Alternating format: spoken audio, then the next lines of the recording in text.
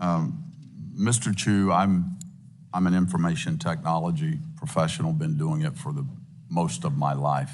You've been evasive in many of your answers. I'm going to talk to you in some language that maybe you'll better understand, ones and zeros, okay?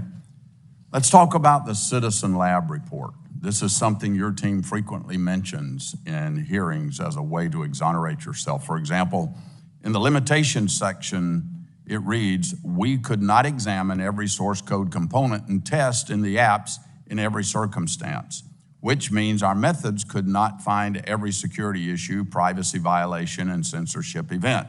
So it's an incomplete assessment. The report notes that TikTok's data collection using third-party trackers was in apparent conflict with the GDPR and that multiple themes were censored by TikTok.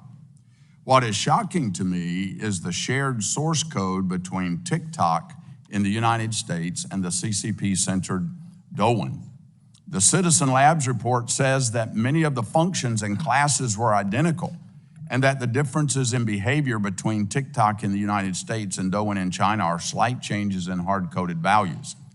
Incredibly, specific censorship parameters from Douyin are present in TikTok, but just turned off. The authors say that for unknown reasons, the parameter variable itself is preserved. So while Citizen Lab may have been afraid to say the obvious conclusion, Mr. Chu, I am not. TikTok's source code is riddled with backdoors and CCP censorship devices.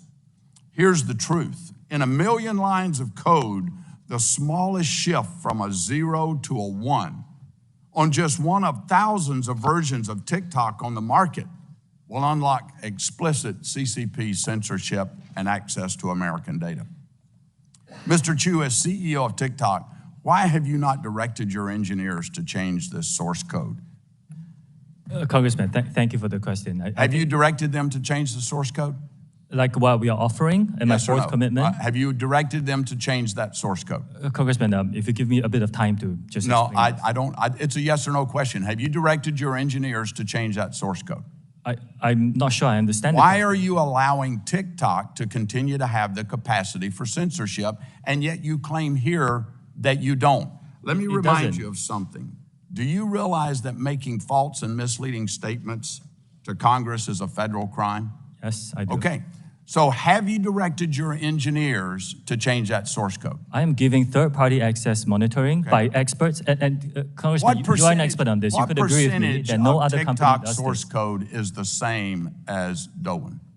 What percentage? I can get back to you on the specifics. Okay, I'd appreciate that. Where was the source code for TikTok developed? Was it developed in China or in the United States? It's a global collaborative effort, like a lot of code for a lot of companies. Was it developed in China?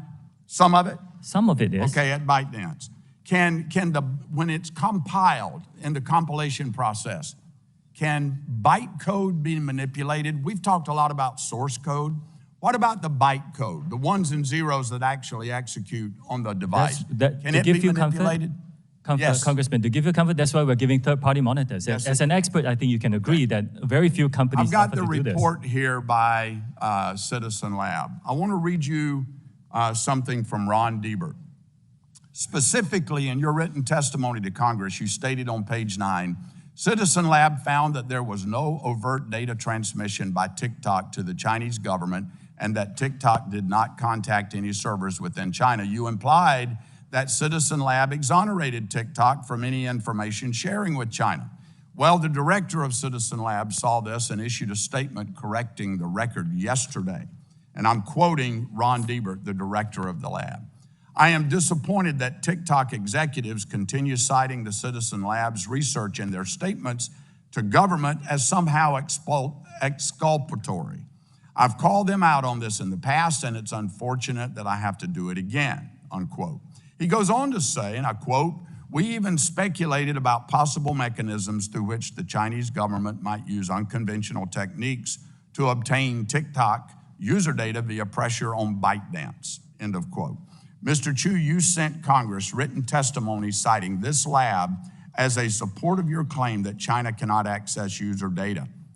US user data. And now this lab has come out to say, we never said that. That's misleading, Mr. Chu. I hope you understand what that is. That's misleading.